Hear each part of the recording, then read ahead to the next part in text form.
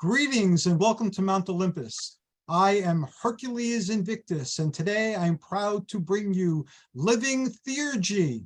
Today is a special episode in that we are welcoming a new person into our 5+ year conversation, Clio Ajana, and she's very welcomed here, and we're hoping that she joins us in future conversations as well.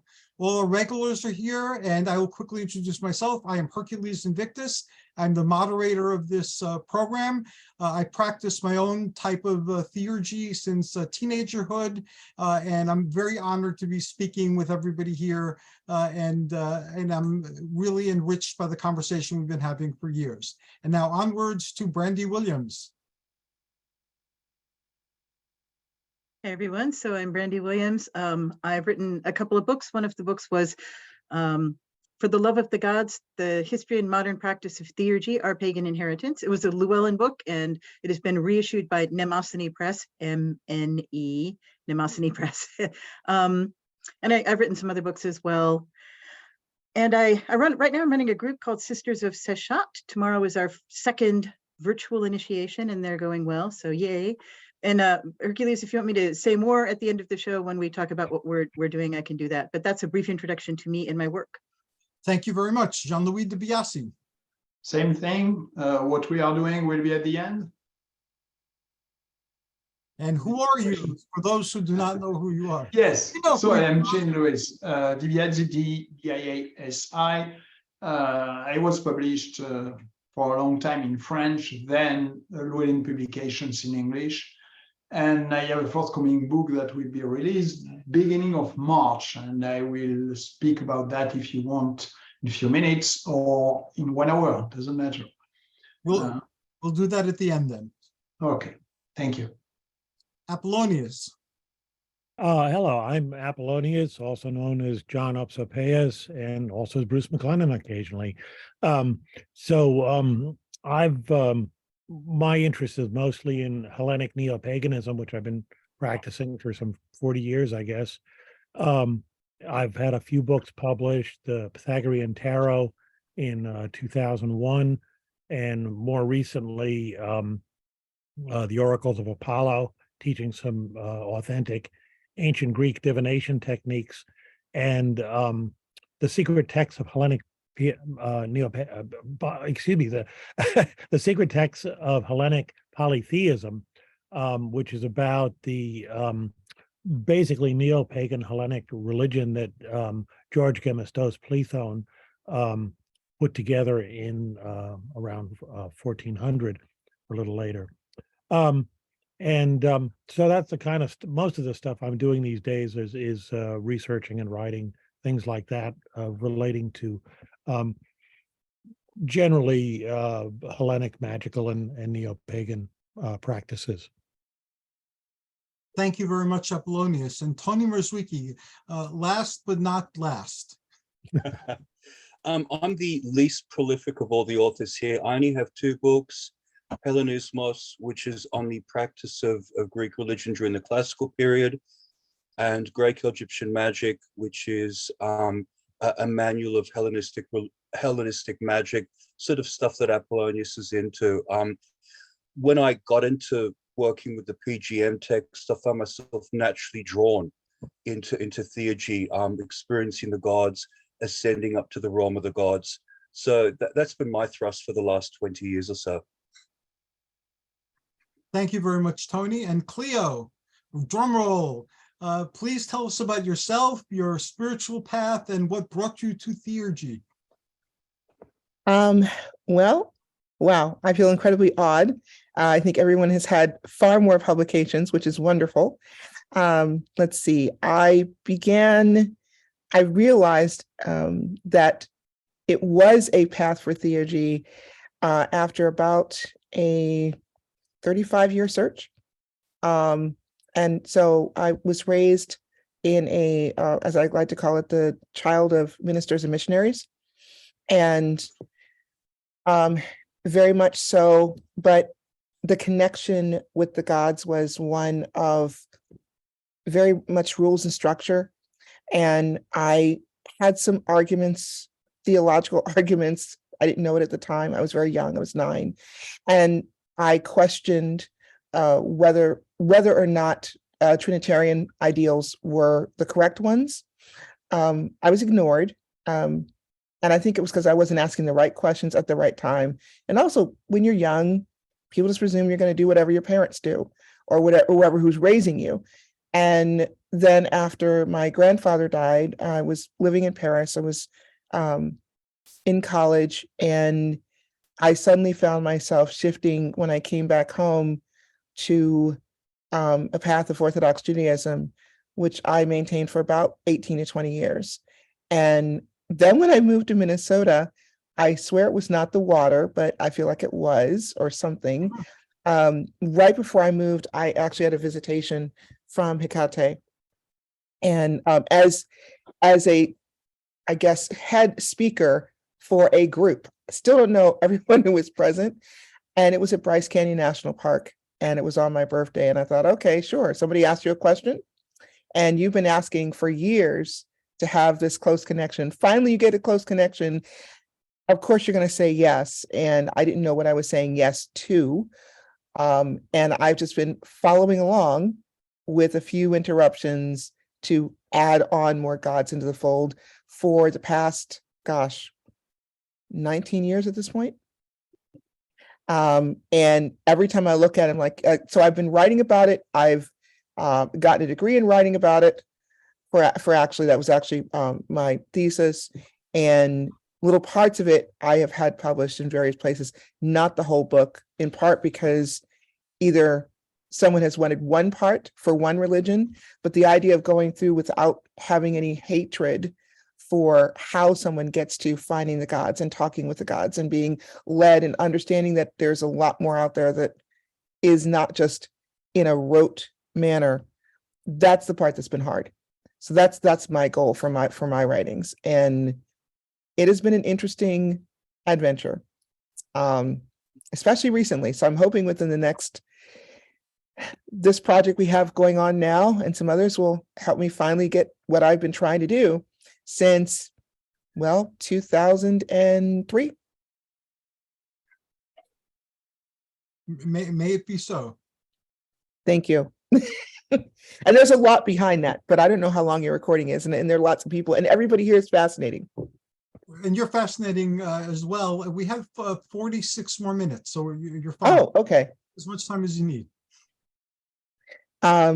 So normally, because I have not been here for what normally do people say? Like, is it the whole background, or what would you like? Usually we discuss topics, and we'll have a topic, or maybe sometimes two topics, sometimes at most three topics, and then we'll address those during the hour plus that we're together. Sometimes somebody's working on something or has just released something that they've been working on has been released, and we'll spend our time discussing that. And the conversation has continued. So we want to learn about you, where you are, what your thoughts are, and if you don't have to say for now, that's fine. The conversation we're planning to continue. So oh no, I can say more. I just didn't know, especially when you start off by saying we've had this conversation for 5 to 6 years. You sort of feel like you're an interloper and you're wondering, like, well, what have you not discussed, and kind of thing. But yes, I guess in terms of my own evolution, what I found to be more interesting is the attraction and the kind of juxtaposing what understanding of religion is, understanding of spirituality, and I use the two interchangeably as terms, and how I've gone through just as a friendship to an almost a marriage type of relationship with the gods. And I know that's something that comes up with different individuals, where it's like, yes, you're going through this and you're having these plans and we're with you. So that's the fun part. And where I am right now is writing my my day job. I just got sabbatical on that, and I got finally notified in January of this year, last month, and it starts. So I'm splitting my time between a textbook and finishing off my religious writing. So that, because I don't know if I'm going to have time to have like a year off fully, that normally you just don't get that. and to be able to do it without having things questioned. I normally do prison ministry, so I work with the Minnesota Sex Offenders Program, and I enjoy that mostly because everyone is very intense, very hard working, and you could cynically say, well, there's nothing else to do, which really there isn't. You're choosing to come to ritual and you're choosing to participate, but it's one of the highlights. It was, and I sort of stumbled into it. Religiously speaking, I stumble into things and then I just sort of keep going.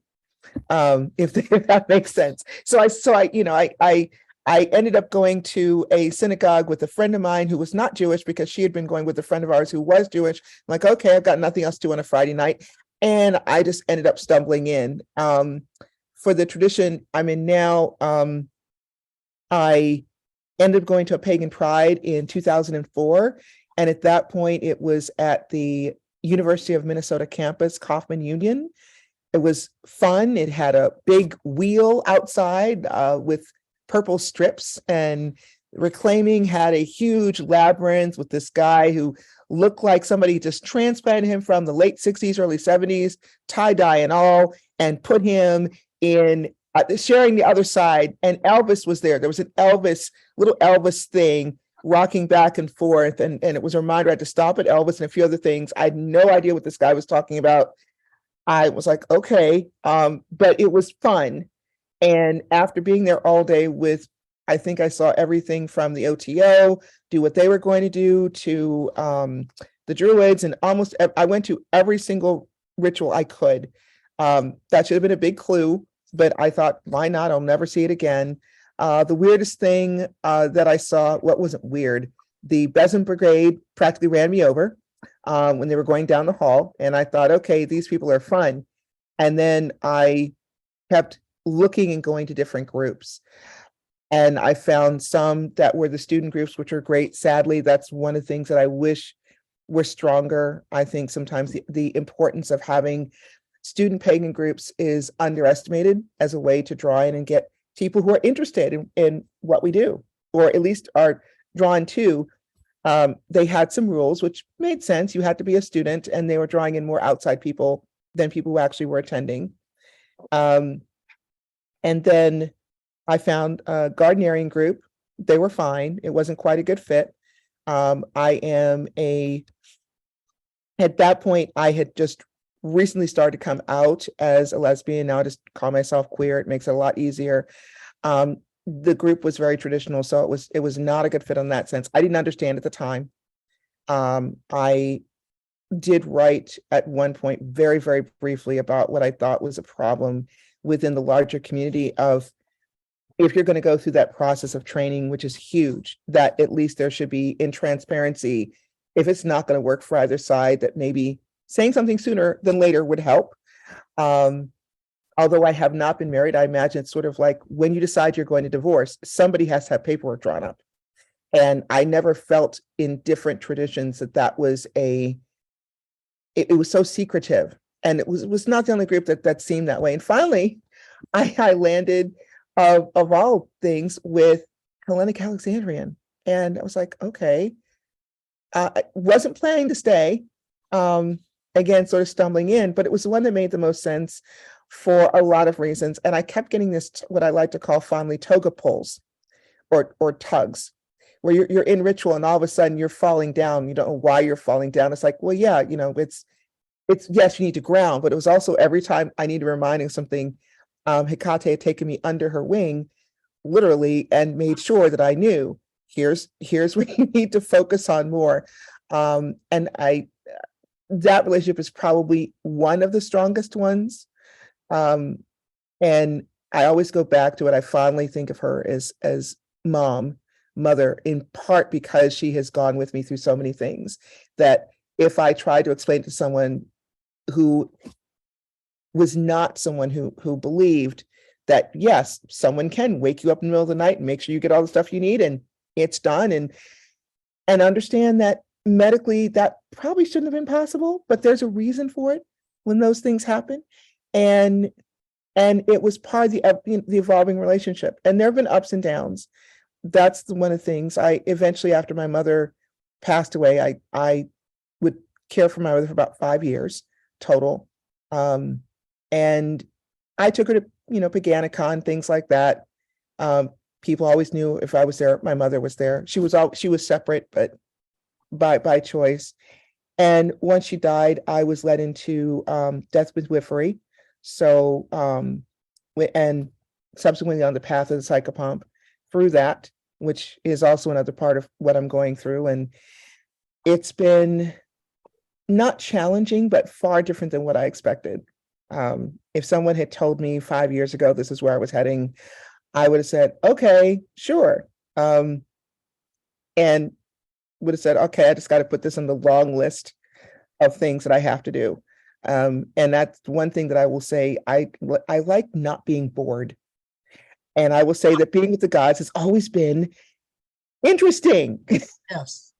I'll get something from Apollo who tells me, okay, yep, we need your book and we need this. Okay. In the middle of something, I actually got a call from Lady Lima. So I ended up going through with eventually starting a side path with Remuva, which I still continue. And a lot of things dealing with running into people. I'm sure you've all had this where you've run into people or people have run into you and all of a sudden you are exactly what they needed. And maybe they're exactly what you needed, but usually you're exactly what they needed and they don't have it. It's a little, I don't want to say weird. It's something I've become more accustomed to and actually relax and enjoy. My day job involves working with students. In fact, next Friday, I'm going to be speaking with the Pennsylvania State University virtually because their group, they wanted to learn more about paganism, and somebody had read my column in the Wild Hunt and said, oh, sure, let's see if we can get her. I'm like, okay, I like Pennsylvania. I'm from the East Coast. I thought, well, if winter isn't bad, I'll drive. Well, it's not that it's bad, but it's probably not a good idea to drive right now to State College, although that would be nice. And I look forward to it. I have no idea what's going to be there, except it's going to be a lot of college students. A couple of weeks ago, I was in a psychopomp gathering in a lovely house that is happily haunted. It used to be a place, lots of little kids. And when you go there, you're like, yeah, this is great. And I have some of the best sleeps, best portal journeys when I'm there. And I've only been there twice. So I'm like, yeah, this is cool. So that's my life for right now. I'm very happy that I kind of took the wrong turn, perhaps. When I came to Minnesota, I had no idea what I was getting into, and I'm very happy with it. So, and I'm happy to meet you guys. And we're happy to meet you, and we will quickly go around for questions. I have one question. Yeah. Kathy has been with me my entire life, and she used to physically appear when I was a kid in Greece. Mhm. And she appeared she didn't appear as a crone or in an old guise as she is in our culture today, but as a very young woman, dressed in white. Yep. Hekate's been there, and the children of Hekate, who call her mom, as you just did, have popped up throughout my current work, especially, and have been helping along the route. So, what do you call it? I welcome you, and I welcome Hekate into this endeavor as well. Thank you. Yes, my earliest time with her, because all of the images and statues were of her really either as middle-aged or as a crone. And I first saw her in a white tennis outfit. I'm a big tennis fan. And that was like, okay, but I've seen her in different guises depending on where we are. And as several have reminded me, it's not just, I think it's too easy to give any deity just one facing, one image. And cronehood is the next step in terms of what I want to write about, because there's not enough on it and there's not enough written about it.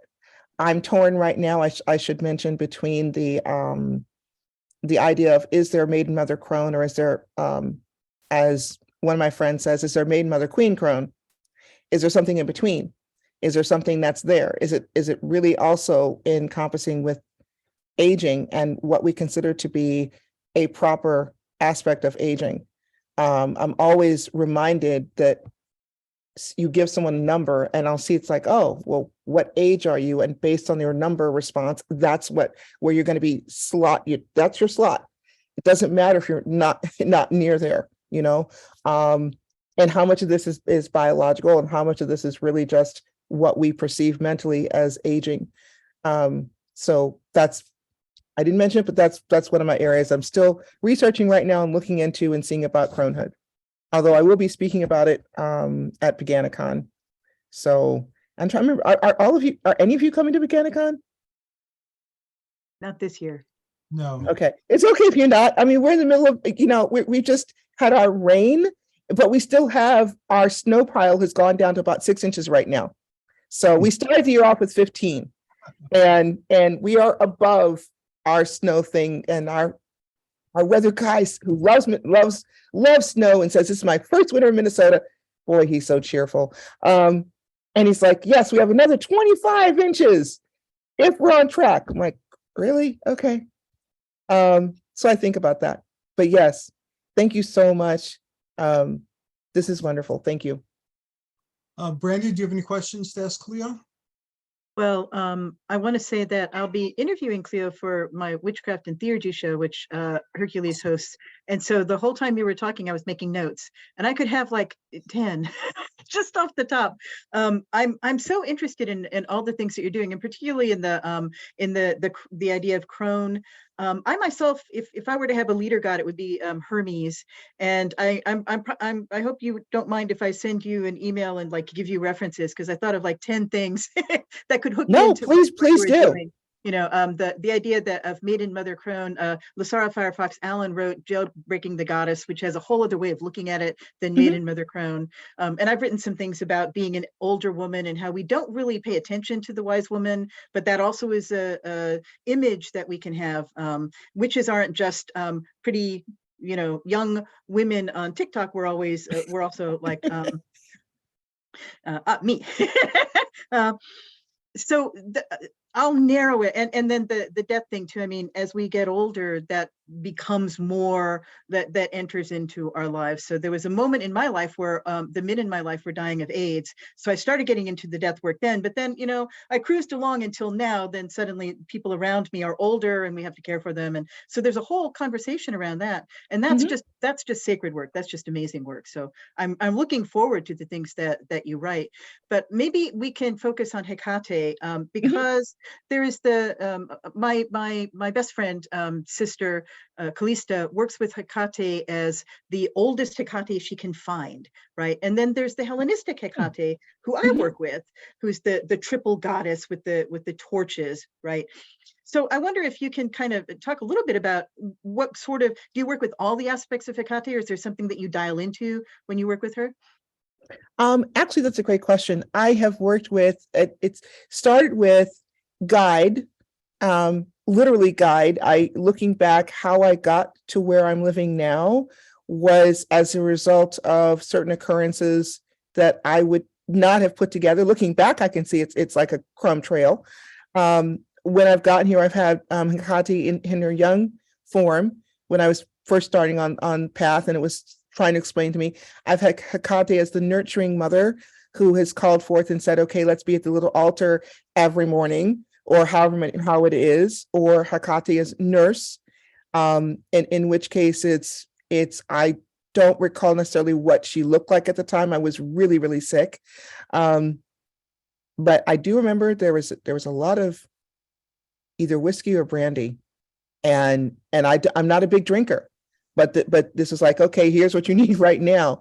I have worked with, surprisingly, when I was taking care of my mother, she had a type of Parkinsonism, and it was not Hecate in her older form that people often envision, but as a very nurturing woman of indeterminate age. And it was just, she was there, and she could also guide and say, okay, here is what's needed. All right, here, here's when you need to have a little bit more. And it was that something that people often hear about when they deal with caregiving, of how much time do you put into caring for yourself? And a lot of time that goes to the wayside. It kind of has to, but you also have to have just enough so that you're not passing out or anything like that. And that was a really big lesson.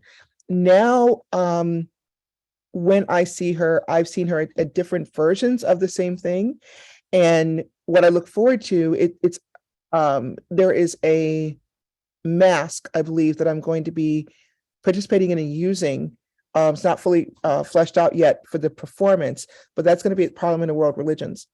And so I agree to do that. And I think that's the role that I'm playing. Are you also going, same group? You're just going to be at the Parliament? No, I was at the Parliament in I want to say 91, but it's a wonderful group, and I'm so excited to hear that you're going to be there.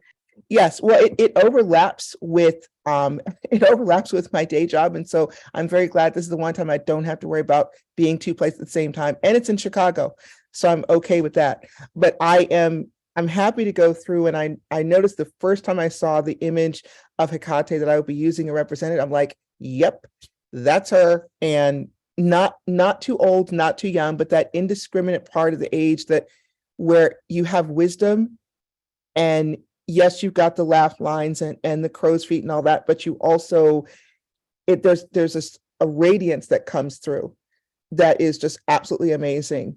And so I have that. And so that is how I'm working with Hecate now.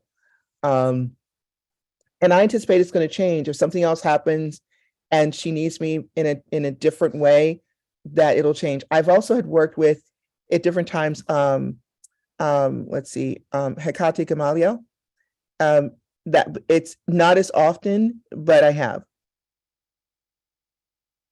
As a moderator, we're going to have to shift around what we're doing a little bit because Brandy and Jean-Louis have to go. So Absolutely.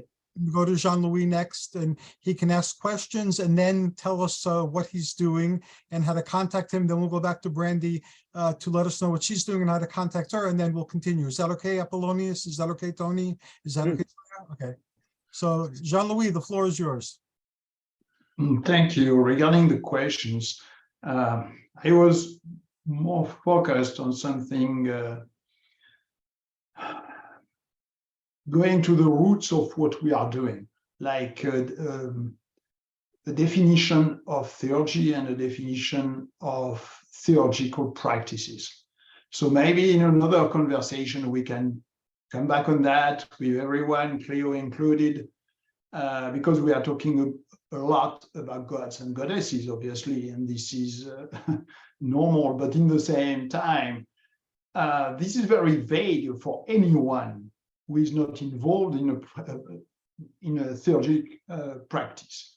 Because what the difference between what we are saying and someone who is going to church or in a synagogue? Is there any difference? And if yes, which one? So the focus, so everything is interesting in the conversation, but mainly how we practice that and what are the differences between our practices and someone going to church. Because if there is not a single difference, we are talking about a religion, not theurgy. If there are main differences in a practice and in the way to live this practice from the inside, yes, we are talking about theurgy. And I am always concerned by this approach, this edge between religion and theurgy. Where are we? On which side? And I don't want to be on the side of religion. I decline this call. But in fact, I resign from this call. But on the part of theurgy, yes. So maybe in another conversation, Hercules, we can come back on that and trying to clarify for each of us what difference we can see between religious practice in our life and theurgic practice in our life. Because this is really important, I guess, if we are a panel talking about theurgy. So my question is not direct to Clio, but coming from what we are saying, maybe we can expand and clarify for everyone around us what is the goal of theurgy and how we practice that. I know that there are several practices, several ways to practice theurgy, but there are schools, there are individual practices, there are individual understanding, there are lineages, and there is a book that we are writing all together about theurgy that will go forward in a few weeks. And we will, I guess it could be a good idea to spend a full show about the book itself. You're Not right right, now, Jean-Louis. because we need a few weeks more, but in a couple of months, we can do that, I guess. It will be a good, not unveiling everything, but at least giving a kind of taste for everyone about the book. So this is, I was not right now talking about what I am doing right now, but I wanted to share this with you. You're absolutely right, Jean-Louis, and actually great minds think alike. I was talking to several people today, including Brandy and Kat at Llewellyn, and talking about the future that I'm envisioning for what we're doing. And that, what you just mentioned, came up as a possible topic to cover, to look into how theurgy differs from religion and to talk about what do theurgists actually do and all the things you just mentioned. So you tapped into the larger universe that's been talking today, and you said the same words. So of course we will do that. This is a kind of psychic ability, divination, about what you were talking about. No, synchronicities. My divination, although I occasionally play with the tarot cards and runes and things like that, not very often, but I do. But I use the universe itself. I've noticed that if the universe wants to tell me something, it will keep coming out of people's mouths or on television or whatever repeatedly until I pay attention that I'm being rapped on the head to listen. So since you said the same thing that's been coming out today here and there, the universe is telling me that yes, we need to go in this direction, or that's how I'm interpreting it as a theurgist. So since you confirmed to me the words that I'm hearing, I place great importance on what you said, and it's coming directly from the gods, not just from Jean-Louis de Biasi. So of course we will do that. Yeah, of course, they are talking through my mouth. Yes, my voice, obviously, yes. In the news, this one will be released. So Mysteries of the Aura. You will have the opportunity to access the book earlier. I will send you an email as members of this panel. I will send you an invitation and to check and to read the book before. But the release of the book is on March 8th. So I have several interviews in the same time. I will share with you, Hercules, if you can send to everyone. There is one on the 26th. This is a Zoom meeting. So I will present a PowerPoint coming from the book and about the book. Then I will have an interview with Jim Harold Show on the 2nd, and another interview in a View Through the Veil. Maybe you know this show, and it will be on the 11th. And between the 8th and the 12th, Llewellyn will release 3 or 4 blogs I wrote about that and a full article. So each day you will have a different blog about the aura. And the idea, and I am following the path of Carl Llewellyn, who was a past grandmaster of the Aurum Solis, and he wrote a lot about parapsychology, psychic abilities, and so on, development of all these inner powers.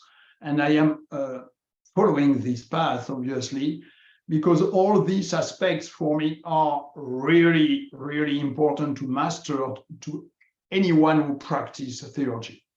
So if we can perform any ritual you want, but if you know how to see what is happening on the other level, you you are better in your practice. You can avoid delusion if you have been taught to that, because one of the big issue for theurgists, magicians, and so on is delusion. And this is not the point to learn how to see subtle bodies and to understand how it works, how we were born, what will happen after our death, and how we can manage all that. But in the same time, to have a training that is sequential and in the same time help you to avoid delusion.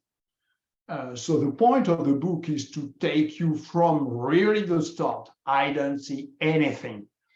I see the physical bodies, nothing more. And then to help you to see what we call the prana, energy, then the subtle bodies, the different levels, then to travel and to see subtle bodies of other people at a distance, then to change what you have around you or around others if they ask for.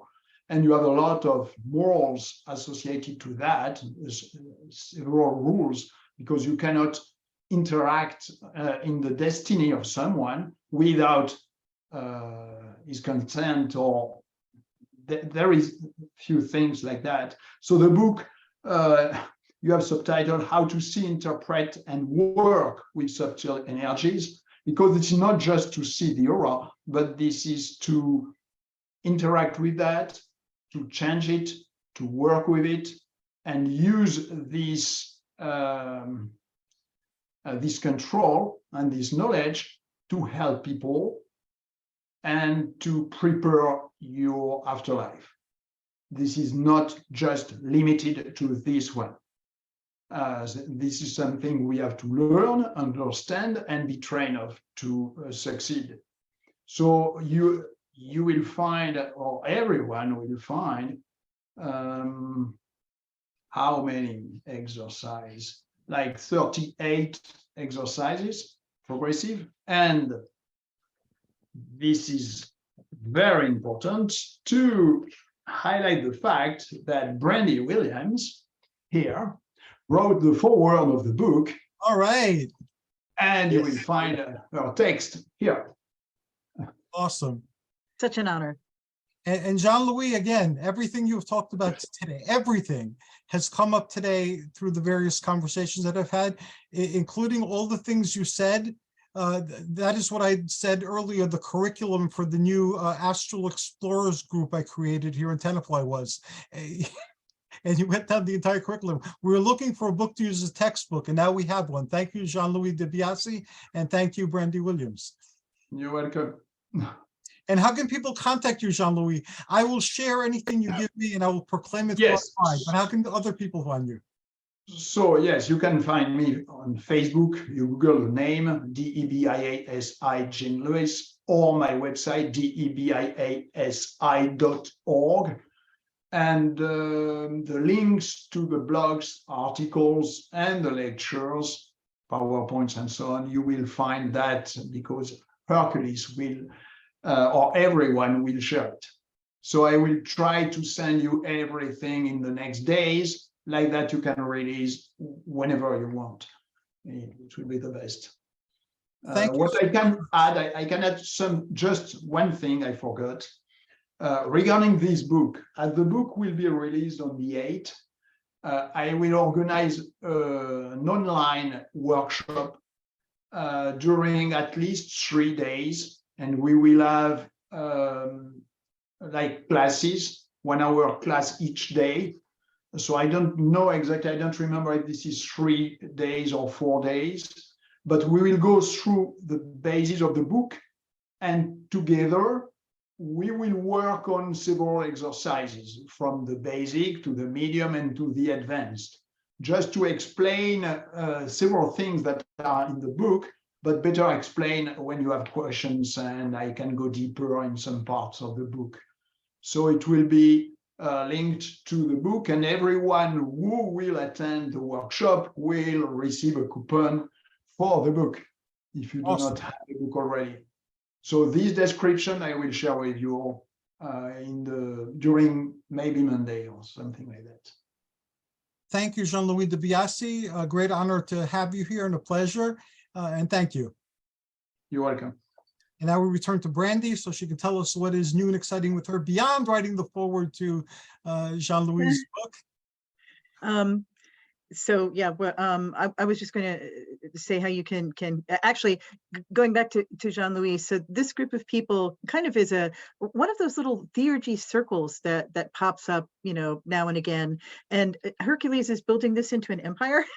So at least two of us and possibly three of us have other shows. And so Jean-Louis, I'm sure we're going to be grabbing you to do interviews about the book. In fact, I would not be surprised to find that Tony has already booked you. I haven't yet, but I will be. So be prepared. And good luck on the launch. I'm so excited to hear that. My contact information is Brandy Williams author, because I didn't get Brandy Williams. If you have a name, go get that domain right now. Otherwise you'll regret it. So I'm brandywilliamsauthor.com, Brandy Williams author on Instagram, on Facebook. And I have a Pathos blog, Star and Snake. My next, I'm going to publish an article soon about being both a witch and a magician. So that's the kind of thing that I'm talking about there. And I am so happy to be here. Thank you all. It's always such a wonderful conversation. And welcome, Clio. Thank you so very much, Thank you. Brandy. Always a pleasure to have you on. I wish you could stay longer too, but thank you for all your insights and thoughts today as well. Okay, onward to Apollonius. Greetings and welcome, Apollonius. Do you have any questions for Clio? Well, I wanted to make one comment that Clio has discovered or discovered long ago, what many of us discovered, which is that pagans have a lot better ceremonies than most other religions. And even if the ceremonies aren't that interesting, the people are. So I did have a question. When you mentioned your prison ministry, does that have a pagan focus, or is it a ecumenical sort of thing, or how does that work? No, it's completely pagan focused. In the state of Minnesota, they have a separate for the federal prisons and for the state prisons, but the Minnesota Sex Offender Program follows, I guess, state and federal guidelines regarding freedom of religion.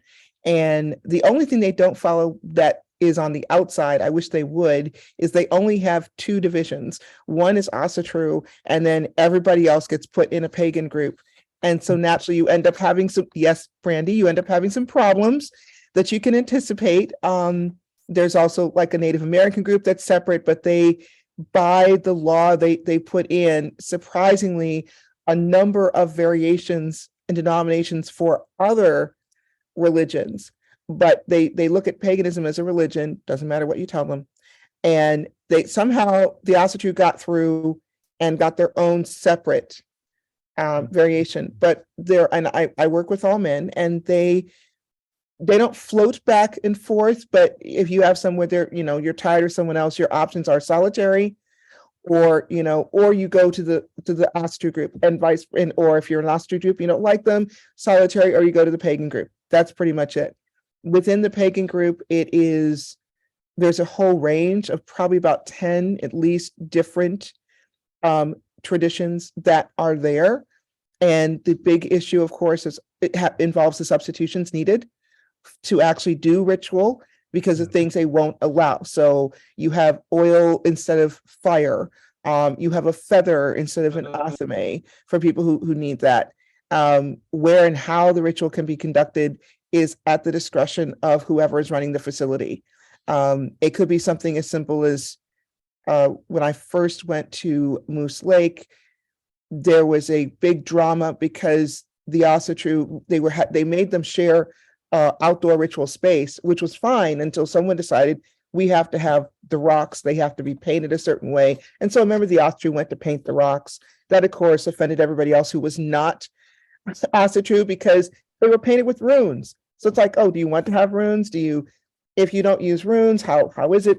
And we are considered spiritual volunteers. And as such, we are there for guidance, to explain to people who, most of whom have known nothing about any of these paths, what is acceptable, what's not. So if someone wants a religious towel, for example, is that okay? Can they have the towel? And then I have to go back and figure out for that religion, for that particular tradition, yes, this is what this means. And so part of it is working with people who have no idea. There's one spiritual volunteer coordinator, and that person has the awesome or not so awesome job of trying to understand probably about 50 or 60 different religious traditions easily. And so they're not going to pretend to know. And the ones who almost get to the bottom of the barrel would be between the Asatru and the pagans. And sometimes the Native Americans, depending, but at least because we're on native land, it's easier to have someone come and it's like, well, yes, here's when the sweat lodge is appropriate. Here's when something else is appropriate. How many fires can you have a month? So why did the Asatru get 12 fires? The pagans only get 4 fires. It's challenging in that sense. Yeah. But what I will say is, it is, as a focus, I try to keep it very much on the what do people need, because a lot of these men have been in for 10, 20, 30, some 40 years. And because it's after they've finished their prison term. So they are in what's considered to be the rehabilitation part, clinical. And as such, it's they're now starting to have people released back into the outside community, but it's very much like a drop trickle. And of the ones who are pagan, the biggest issue is where do they go, or where can they go? And for the most part, they're finding out that a lot of places don't want to accept them, regardless of the group. And yes, they are sex offenders. They know that being around children is a problem, but some towns have changed their laws. So I had led a panel on that back in 2018 with the understanding that, yes, we got to be prepared as a community for when these people come out, regardless of where you are in the country. There was not a lot of support. There still is not as much support.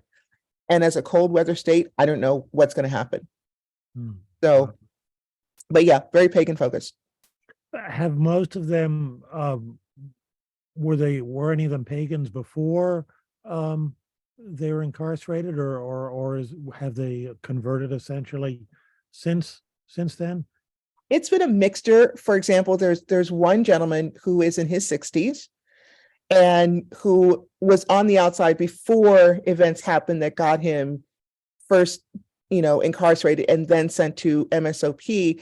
And he's like, yeah, my goal is, I know plenty of people in different covens. I just, if when I get out, which is hopefully coming up at some point in the next 3 to 5 years, he's looking for where he can go.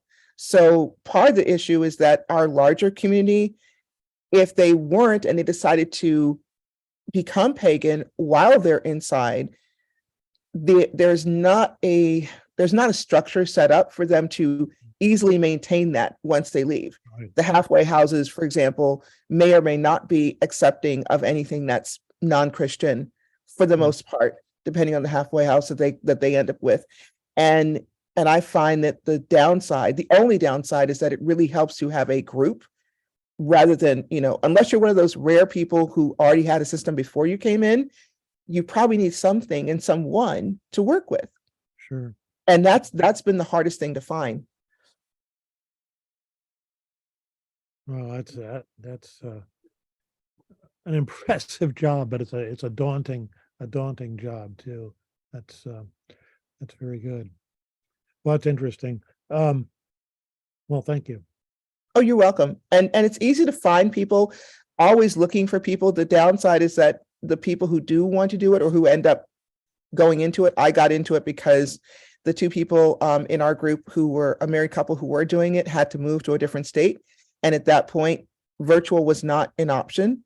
Right. So you need someone who could go in person. And so are you able to drive however much it is to get where you need to go, be there for the couple of hours, come back out and be there as a resource? Some people are great with it. Some people don't want to do it.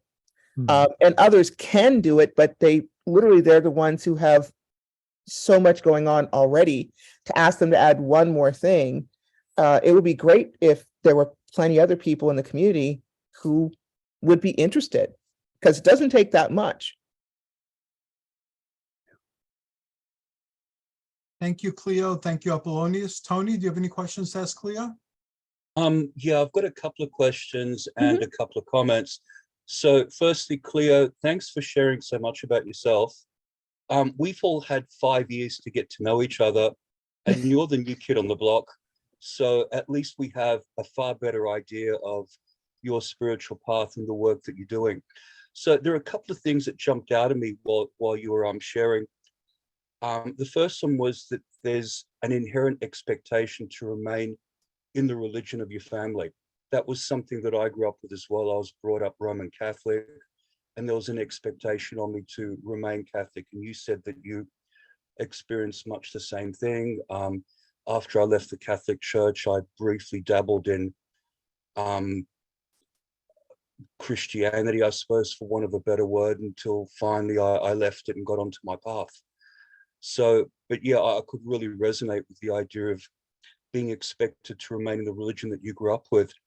And the second thing that really stuck out to me was you said that you found yourself stumbling into things. And the thing is, that's actually a necessary part of any path, unless you have a structured teaching curriculum.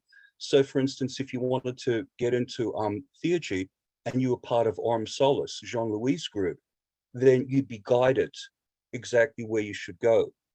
In my case, I found myself looking further and further back in time, going into various academic texts, calling on various gods, channeling messages, until I got onto my path. So I'm basically trying to convey that there's a lot that you said that I could relate to. And thank you so much for sharing and giving us a better idea of who you are as a person. Oh, thank you. You're quite welcome.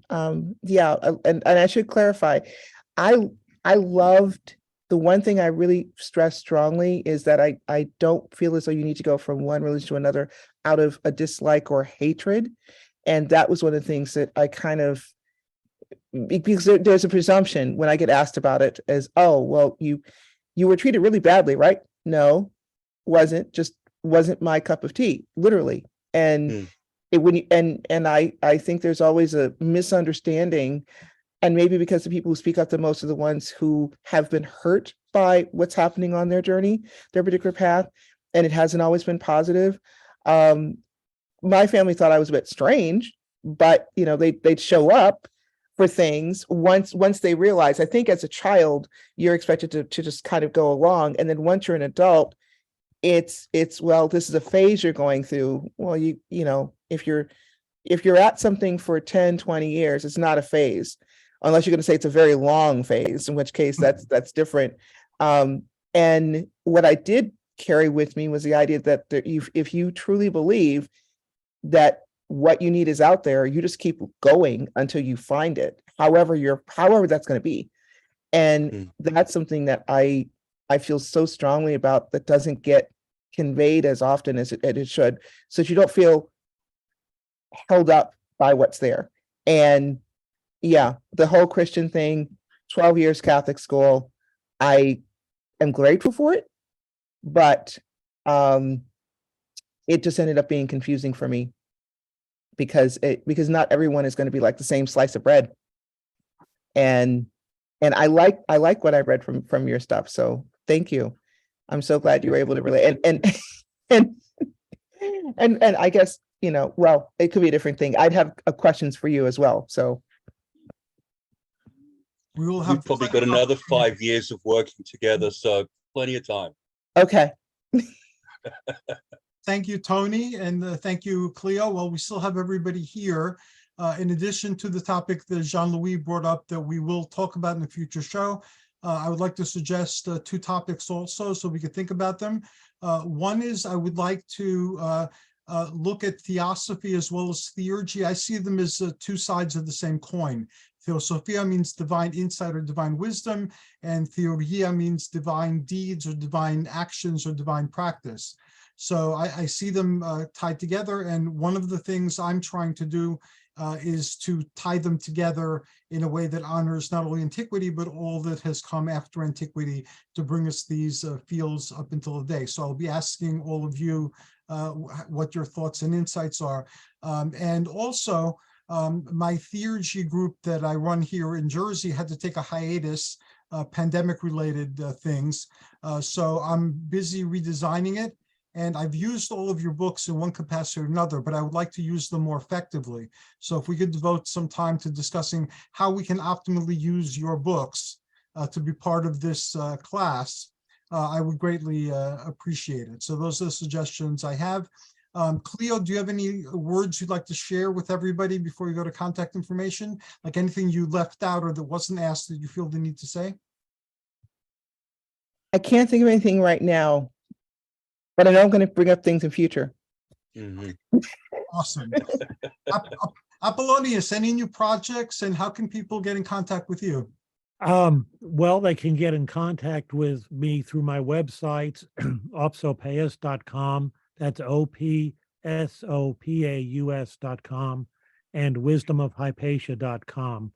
And projects ongoing right now. I guess the next thing is I'm going to be presenting at WitchCon on ancient Greek divination techniques and rituals.